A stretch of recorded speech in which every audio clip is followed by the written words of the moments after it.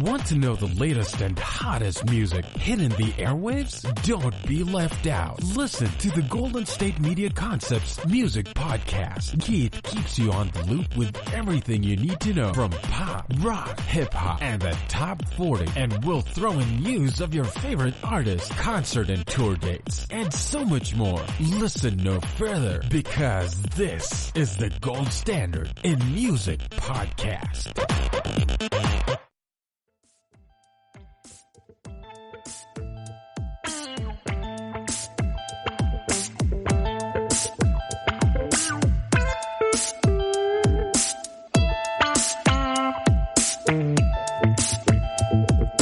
Hello and welcome to the GSMC Music Podcast, brought to you by the GSMC Podcast Network.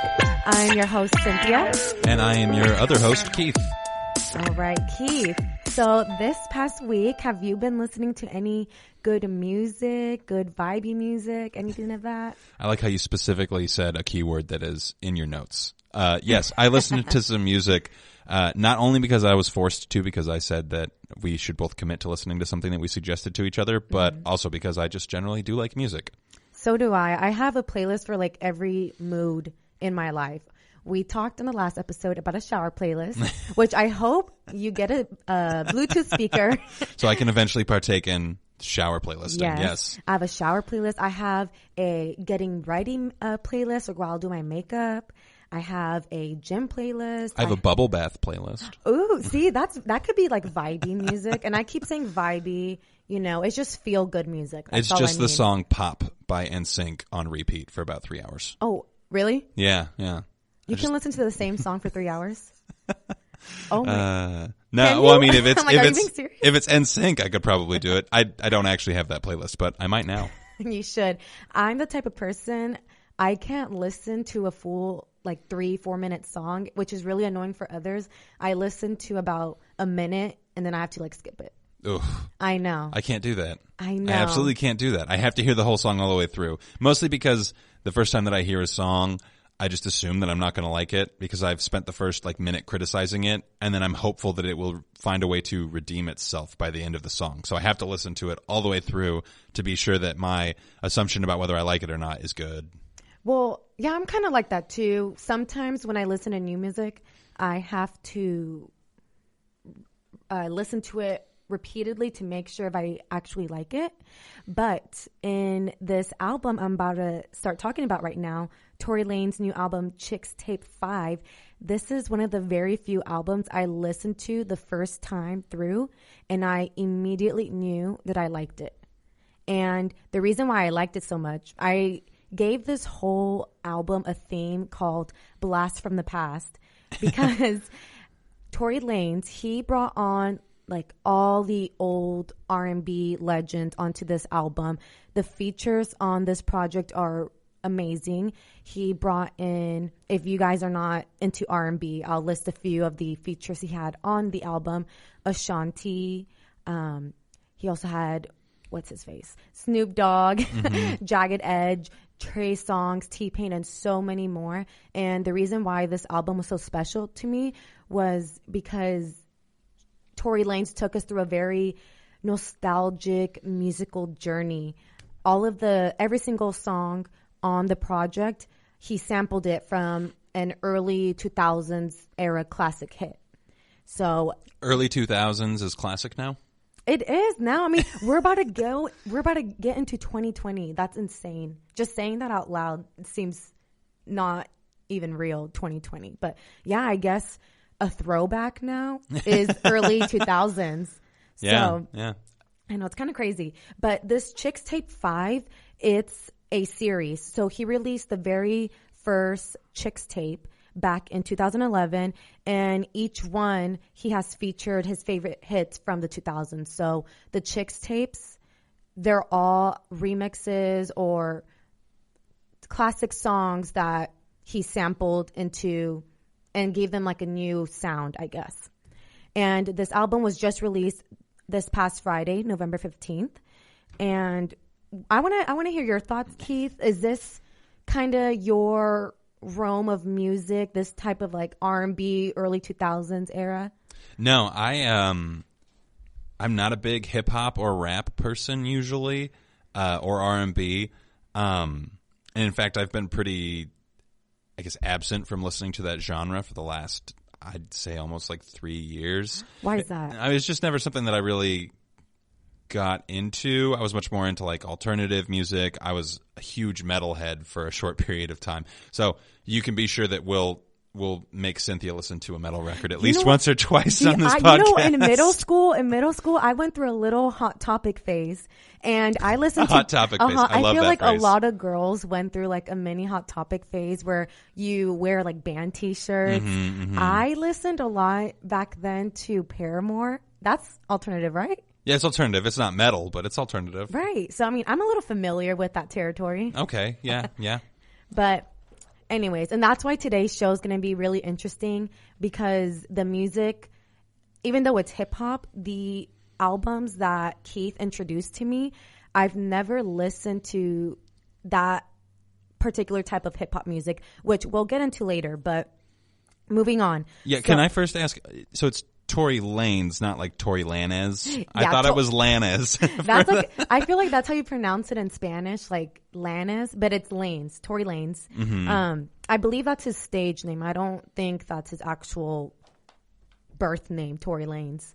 And throughout the album as well, there's a skit that plays throughout the entire album of this girl named Jaleesa, and she was actually featured in the previous Chicks tapes. So the skit follows, I think it was Chicks Tape 2, the very second one of the series. He's been using the same girl for the entire skit. Oh, okay. Yes, and he explained why. He says that sometimes, this is in an interview with Billboard, so he stated that sometimes music can be overwhelming for him just due to all the pressures of, being at the very top of your game.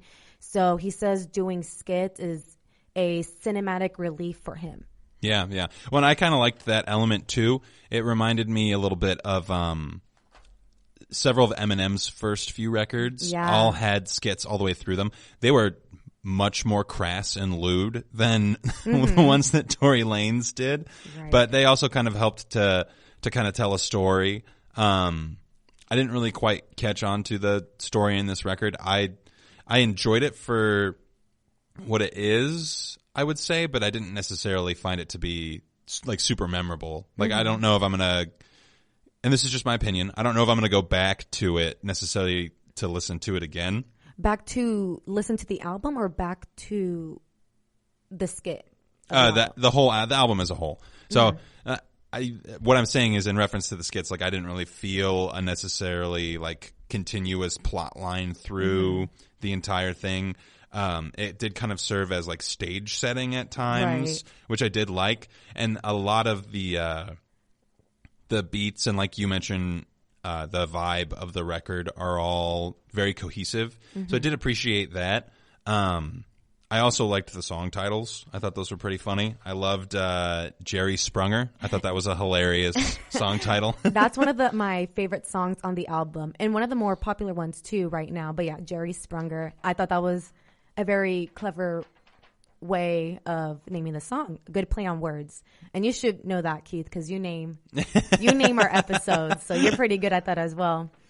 And speaking still on the interview that Tory Lanez did with Billboard, he also explained to them why he chose Ashanti, which I love Ashanti. He chose Ashanti for the album cover because he believes that she is or was a very prominent figure in the music industry for the culture in the early 2000s. She was all over back then when MTV was poppin'. Is MTV not cool anymore? Well, I really liked it in the past because they would play all the music videos. So that's really how I got into R&B when I was in about 5th, 6th grade, watching all these R&B hip-hop music videos on MTV. I think that's a very memorable childhood moment for me and for many of my friends as well, because we all like the similar music, we all have similar music tastes.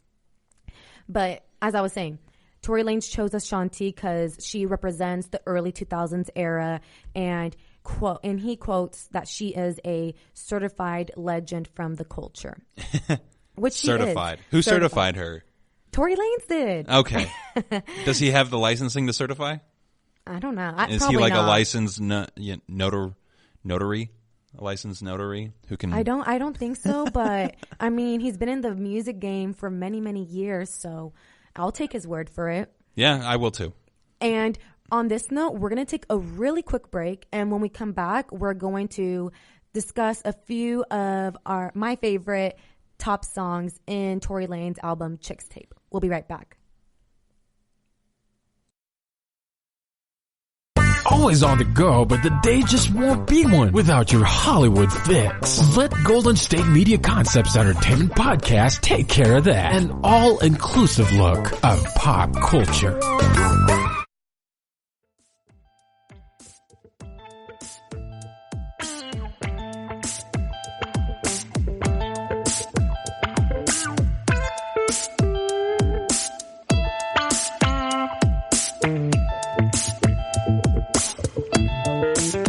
Welcome back to the GSMC Music Podcast. As we were leaving on the break, Cynthia was getting ready to tell us about her favorite tracks off of the new Tory Lanez album, Chicks Tape 5. Mm-hmm. So what were your favorite tracks, aside from Jerry Sprunger, which is probably one of the best titled tracks on the whole record?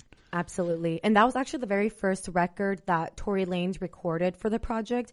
And because of that feature with T-Pain, that helped Tory Lanez get the rest of his features for the album.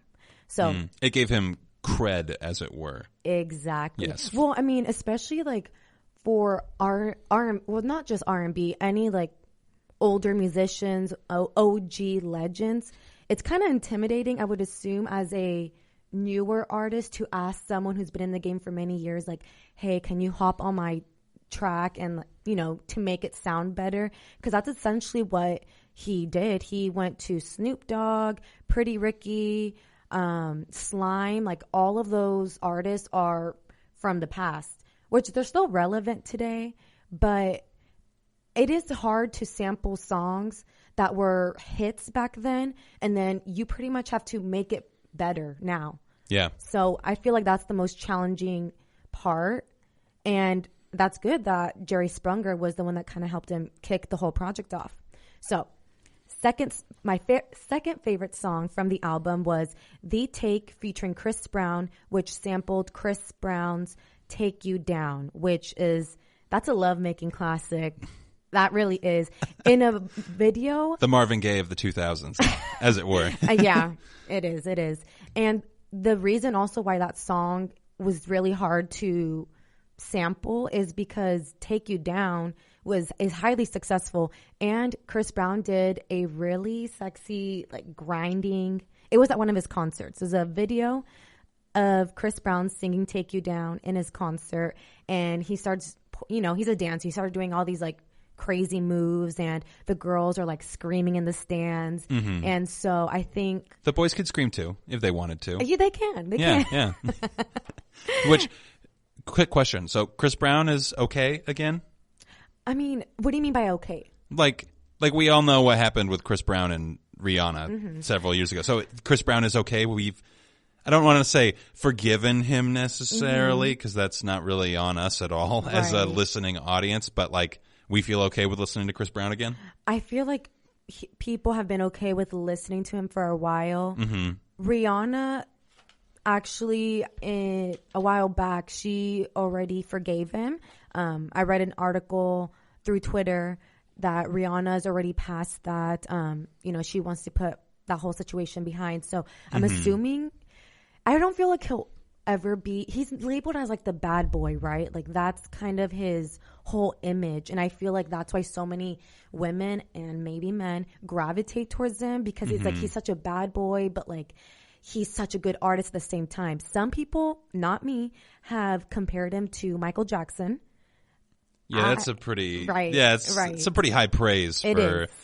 I think it's just due to his dance moves. And sure, yeah. I've seen him live in concert. I did see Chris Brown like 5-6 years ago, and I will honestly say he can put on a show. He is meant to be on stage. That is 100% true. So, third song, my favorite of the album, Still Waiting, featuring Trey Songz, which sampled Trey Songz' 2007 hit Can't Help But Wait, which is another classic. And by the way, Keith and listeners, Trey Songz, I've been obsessed with them since I think literally like 8th grade. So, and I've never heard a single one of their songs. Really? He's also, Trey Songz was the very first singer artist ever in my life. He was the very first concert I went to. That's so sweet. I know. I think. I haven't listened to any of his songs, so I have no idea like the context of that. He's mainly R&B. Okay. But lately he put out a mixtape last year. Quick question. What is a mixtape? I don't understand this because in like your standard traditional music landscape, you have EP, LP, and singles and B-sides. Mm-hmm. So what is a mixtape? Is it like an EP where it's like 5 to 6 tracks that last about 20 to 30 minutes? I feel what an EP and mixtape is just shorter, right? An album is more of a project, cohesive project, whereas a mixtape is not. Okay. I honestly, that still kind of confuses me too. I think that's part of the point. Mm-hmm, right? Is that we feel like we're all missing out on something because all of these people are like, oh yeah, I made a mixtape. And everyone's like, what's a mixtape? Right. Yeah, it's part of the cool allure of it. When I think of mixtapes, I think of guys giving out their CDs and tapes out on Venice Beach. Have you ever been to Venice Beach? No, I have not. Well, comment below or comment in the comment section if you have, because in Venice Beach, LA, there's always these guys who are like giving out their mixtapes and CDs to listen to. So when I think of mixtape, for some reason, that's exactly what I picture. Okay, that makes sense. Yeah, but that's just me. And moving on to the next song, Thoughts is another favorite of mine. And that's thoughts spelled correctly, not like a thought. It's THOUGHTS.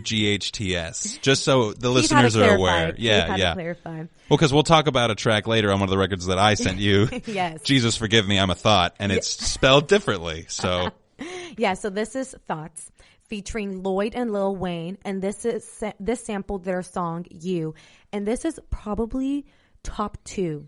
There's about 18 tracks in the project. This is probably my top 2 favorite on the project because it gives a whole different vibe and flow to the original song You. So in Thoughts, it's more of a Caribbean Afrobeat style. So it makes you want to like dance, slow wind. I have an Island Vibes music playlist as well. And this song already went there. But I'm a big fan of like Afro-Caribbean music. So I really appreciated this track. And also it dives into a little bit into Tory Lanez roots. So he's Canadian, but I know he has his roots go back Canadian like Drake? Yeah. Okay, I think they're from the same area. Yeah, in Canada. But I know that I read that one of his parents is Caribbean, but I'm not exactly sure from where. Okay. And the final song, Room 12, featuring Slim and Nice, which sampled You Already Know by 112. And this was the last song that was recorded on the album. And again, I love the sound. I love the beat of the entire song. So those are my top 5. Room 112, Thoughts, Still Waiting, The Take, and Jerry Sprunger. How about you, Keith? I didn't really necessarily write down any of my favorite tracks. I definitely, like I've said, I enjoyed Jerry Sprunger, and I really liked the kind of like pause and refresh that you get with Thoughts. The track just kind of stands out amongst the other tracks because of the subtle music differences just in the structure and actual beat of the song. So it was kind of a nice, refreshing way to go from like this top 40 Billboard hit sample feel to this kind of like more relaxed, more, as you would say, vibey track. I used your word. But no, I absolutely agree with you. So I think we can both kind of say that Jerry Sprunger and Thoughts, right? Because that's the one highly recommend those 2 songs. Yeah. Out of 10, what would you give the record? Overall, I would say a 9 out of 10. The only reason why I give it a 9 and out of 10 is because every song is a sample. So it's not an original, right? So I can't give it a full 10 when it was already a classic hit back then. But now Tory Lanez just made it even better and gave it a new sound. So big shout out, honestly, to Tory Lanez. That's really hard to do, to sample songs and just top it from what it was previously. And thank you, Tory Lanez, for reminding us of simpler times when white Air Forces, I mean, they're still in, but back then they were really in, and the big, spray tees. So it was very nostalgic for me. Spray tee? This, the big, like white tees where they spray paint on them. Oh, okay, yeah. We're talking about streetwear. Streetwear, yeah. Streetwear. Right. He's putting quotes on that. Streetwear. Yes. But anyway, for this incredibly visual medium of podcasting. Exactly. Imagery here, people. Yeah. But yeah, so all in all, if you love R&B, I highly recommend this album, especially if you're a fan of the early 2000s. Yeah, and I would like to say, I think that, like, if I were to give this a rating, I'd probably give it like a 6 or maybe even a 5.5. But you're hard critic. I don't give anything a 10, honestly. In the entirety of this podcast, if I ever give out a 10, then you should be really surprised. But I do want to say that the fact that he's able to take all of these samples from these songs that a lot of people are very familiar with and give them a new kind of fresh look really is a testament to the quality of, I would say, musician or composer that Tory Lanez is, or that his team is, depending on if he worked with a team or by himself. So I think that in itself is reason enough to give the record a shot. So I would definitely also recommend listening to this. So Keith and I both agree. Yay. And on that note, we're going to take our second quick break. And when we come back, we're going to move to a different topic. Ari Lennox getting snubbed at the Soul Train Music Awards. We'll be right back. Tired of searching the vast jungle of podcasts? Now listen close and hear this out. There's a podcast network that covers just about everything that you've been searching. Hey! The Golden State Media Concepts Podcast Network is here.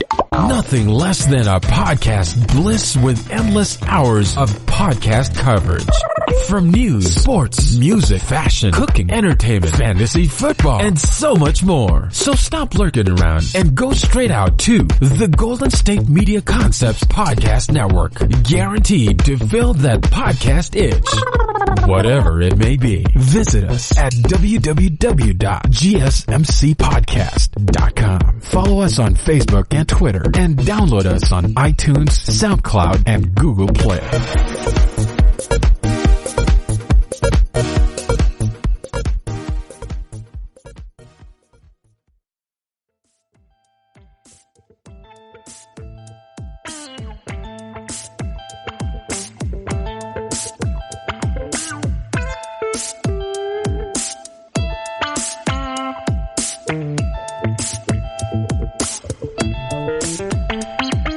Alrighty, welcome back for the second time to the GSMC Music Podcast. We are about to talk about something else that I have no knowledge of prior to doing this show, the Soul Train Music Awards.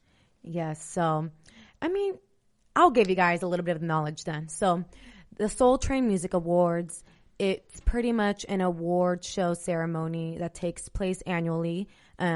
And it just happened this Sunday, November 17th, and it pretty much just recognizes and honors the entertainers who represent R&B, soul music, and a little bit of hip-hop actually, but more geared towards R&B and soul music, which I'm sure you guys have picked up on it already. I am a huge fan of that genre.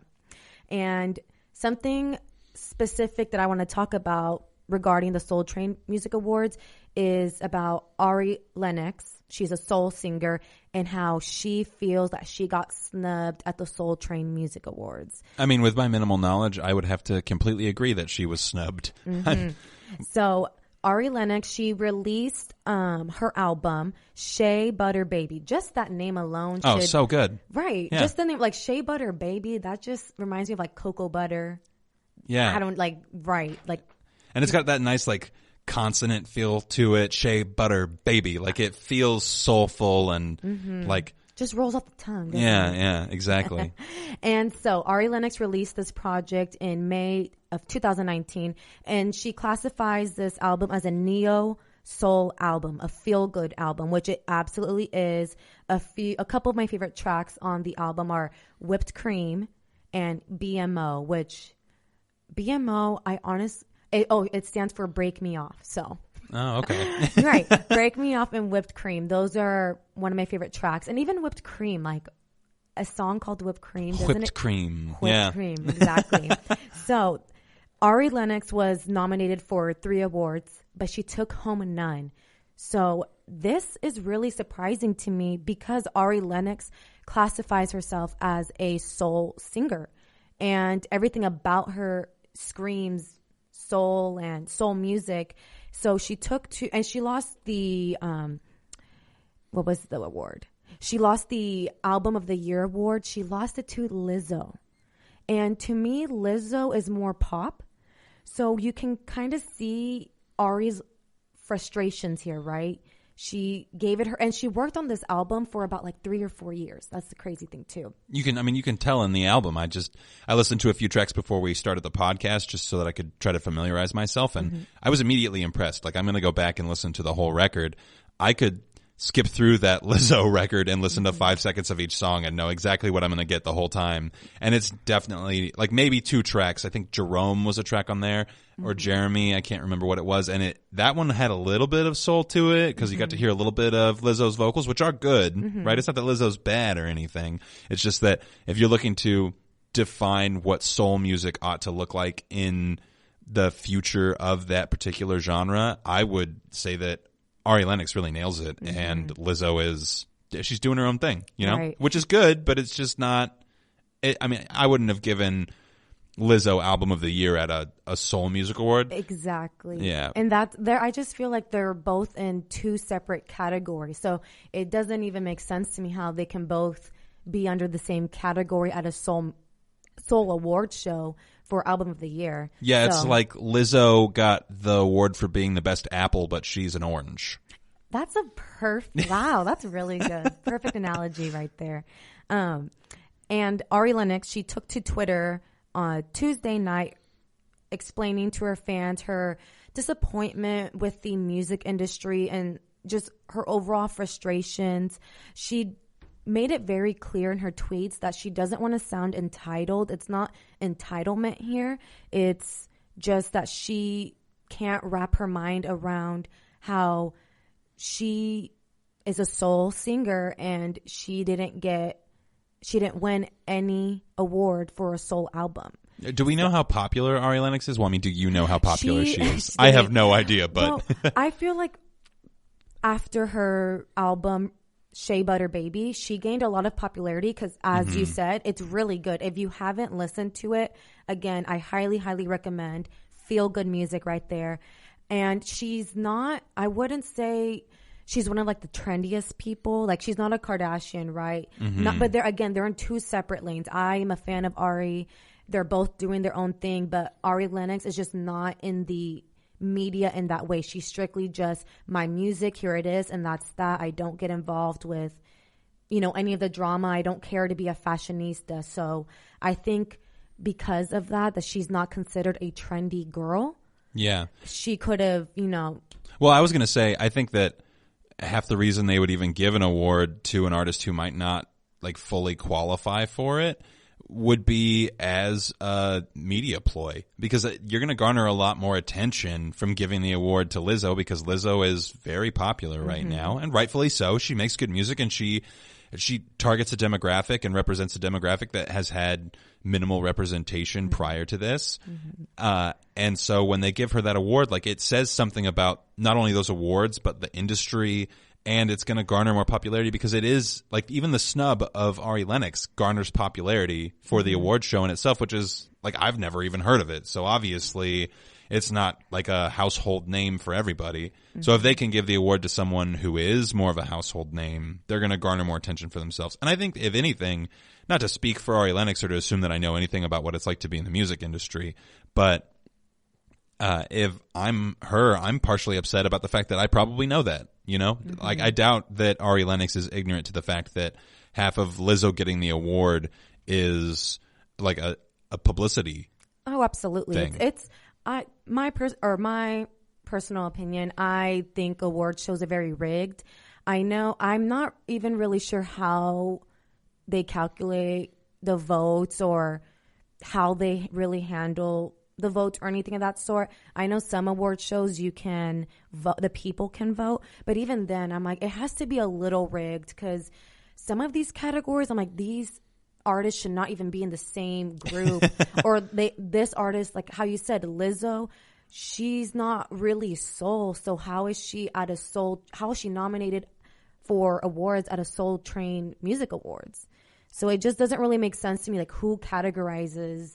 I think how you said, it's almost like a popularity contest at this point. Yeah. But again, not knocking Lizzo down. I do like Lizzo.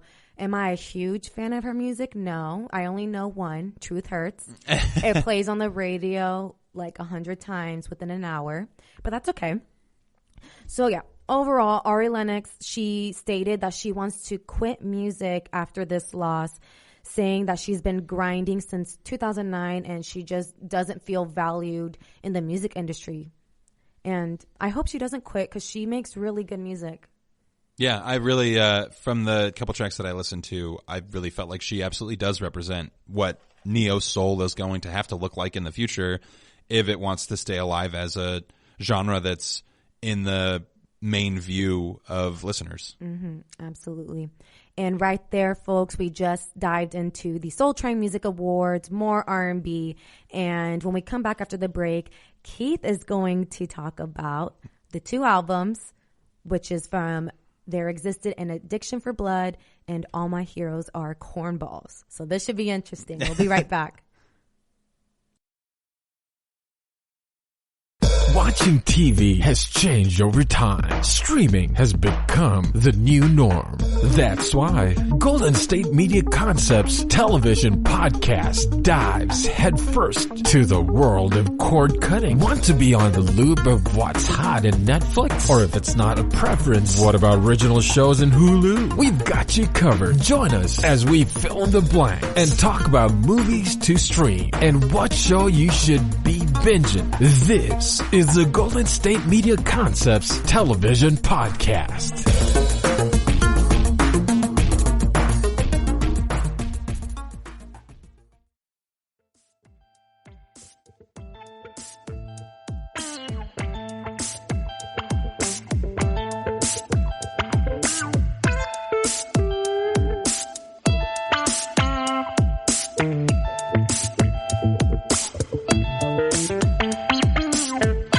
All right, that is the last commercial break for today, I promise. Welcome back to the GSMC Music Podcast with Keith and Cynthia.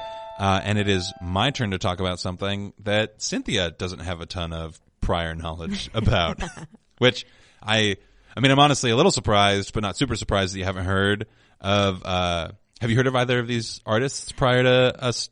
I have not. You put me on. Do you know what it means for you to put me on? No, I don't. That means like you introduced me to it. Like because of you, I know these artists. Because prior to Keith sending me these albums and these artists, I have never heard of this type of hip hop. But I like learning, so I don't mind. I'm super surprised that you hadn't heard of at least like JPEG Mafia. I was told by the person who recommended me to listen to the record that he was popular. So I guess it's not like any of the songs on this record are really radio friendly necessarily. Mm-hmm. So I can understand like why you would have never heard of him, but I am a little surprised. JPEG Mafia, he must be a little popular because I did see that he's on the lineup for this year's Snow Globe Music Festival in Lake Tahoe. Cool. Yeah, so people must listen to him. Right. Yeah. But the first record that we're going to talk about is a record from an artist called Clipping. And it's their most recent record, There Existed an Addiction for Blood. Just that name alone scared me a little bit. I was like, when Keith first sent me this album, I thought it was a typo. I'm like, am I reading this right? I mean, technically I did send you a typo because I didn't have the title of the record correct when I first suggested it. It said Blood. I was like, yeah. I'm intrigued. It's a little intense, yeah. Clipping is an artist. They're a rap artist or hip hop, experimental hip hop. I think they're being called like horror rap now is kind of the genre that they're falling into. That's the vibe I got. Definitely horror. I was a little scared listening. Yeah, so you put on here that based on a 70s vampire film. So that's interesting. What did you find out about that? I can't remember the article I was reading, but this project, There Existed an Addiction for Blood by Clipping. Even just the name speaks a little bit of vampire to me. Yeah. But to be honest, I can't think of the details right now, but I did remember reading that it's based on a 70s vampire film that Clippings is a fan of. Yeah. I can't think of the exact film on the top of my head right now, but it makes sense, again, with the title of the album. Yeah, and the feel of the album is very horror movie as well. It's got a lot of dissonance, a lot of really interesting like phrasing as far as the verses are concerned, and the way that the lead, I think it's 2 rappers, I'm not totally sure. I know that in their 2016, I want to say, record Splendor and Misery, they had the guy who one of the guys rapping on that record was the person who rapped for the musical Hamilton. Oh, really? So he's a very talented individual, and I think he was on this one too. I think that he's one of the 2 primary members. Clipping is like the pretense of their music is that they get all of the noises and sounds and beats and everything from found sound. So if you hear like a glass breaking, that's a glass they actually broke in real life. Wow. Is that what it's called? Found sound? Yeah. So if you listened to like a record people might be more familiar with that has a similar principle, which Kanye West absolutely stole from Clipping. Well, maybe not stole so much as borrowed. But Yeezus, which is Kanye's best record, but we can talk about that another week. There's a specific song on there called I'm in It, where he uses a dog bark for the snare drum, and that's like an actual recording of a dog barking that Kanye took himself. And that's kind of the idea behind what Clipping does, is like all of their beats, it's all constructed from things that they've done in the real world to record that sound. So it's pretty interesting. I think I picked up on that. I can't remember the name of one of the songs on the album, but I was listening to the album off of my laptop, and I started hearing like static sound, like radio static, and I thought it was my laptop or the sound off iTunes getting mixed up, but I realized soon that it was actually in the song. And I think because of that, I couldn't get through the entire album because the noise and like the sound in the songs were just so intense for me. Yeah, it is a very intense record. And that's something that Clipping does a lot of. It was just very intense. So because of this, it wasn't even him rapping. They can rap. It's a group, right? I think it's 2 guys. I'm not totally sure. They definitely have bars. When that I can't deny. Is this my style of hip hop? No. But I could definitely appreciate their flow. They definitely, again, like I said, they have bars. But just the sound alone kind of threw me off because I'm like, I can't even like focus on the lyrics because I'm so focused on, I guess, the background noise. What was it? What was the word? The found sound, yeah. The found sound, right. All of the songs feel a little bit like frenetic, kind of like just really... They make you feel anxious, and I think that's like that's part of the point because it is based off of like an old horror movie. So, and they're trying to enter into like maybe a different kind of genre or make a different kind of statement. Most of the records that Clipping does are concept records. So, like their first record was about this story of a slave in space who like escaped and then falls in love with the computer on the ship. So it's like this big long story, and a lot of their work has been similar things. So they definitely try to keep on like a theme or a similar feel for most of their record. And this one definitely kind of captures that like horror movie feel in a unique and interesting way that kind of hasn't been done in this space before. Right. And so what would you recommend, Keith, or how would you recommend listening to this album? Like in what type of setting would you say to our listeners, like you should play this album? Is it like when you're working out? Would you suggest listening? Because that's a type of, it was hardcore for me. I said it was a little too hardcore. I wouldn't be able to listen to this album like twice. Even I couldn't even listen to it once all the way through. So what would you recommend to our listeners? What's a good setting to listen to this album? I would say that this is kind of an album that you have to sit and chew on.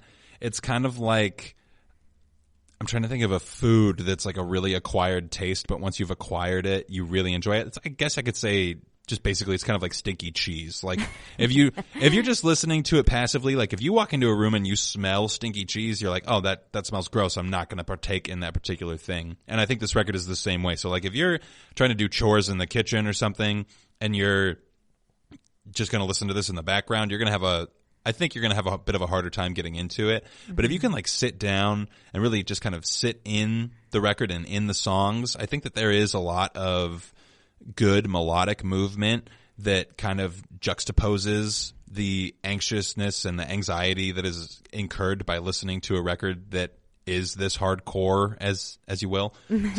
So I would definitely say give it a shot. I think very highly of Clipping. Unfortunately, a lot of other people did not agree with me on this particular record. Me. Well, not just that, but Pitchfork. So Pitchfork is kind of like the place to go for weird music, right? Pitchfork did not like this record. They hated it. They gave it like a 4 out of 10. I read on that actually on Pitchfork. I did. And they sent, the guy who wrote the article had several digs about how it feels listless and it's just not a good record. I really feel like the unfortunate product of success is that people expect you to be able to capture it again or to do something very similar. And Clipping is really well known amongst critics for their Splendor and Misery record, the one that I was talking about earlier, which is absolutely incredible. And I won't disagree that I think it is probably like, as of now, their magnum opus, if you will. But I think that people get kind of stuck in thinking that, oh, what this band is going to come out with or what this group is going to come out with next is going to be similar to that. And if it's not, then it's not as good.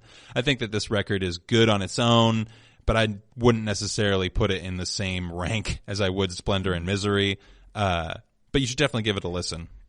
Definitely not the type of hip hop you listen or the typical hip hop sound you hear in like club. It's not club music. No, you're not going to be able to dance to it. Right. It's not Drake. It's not Migos. So definitely a different style of hip hop that, thanks to Keith, introduced to me. Again, would I listen to the album again? No, but give it a shot. We're going to leave it at that.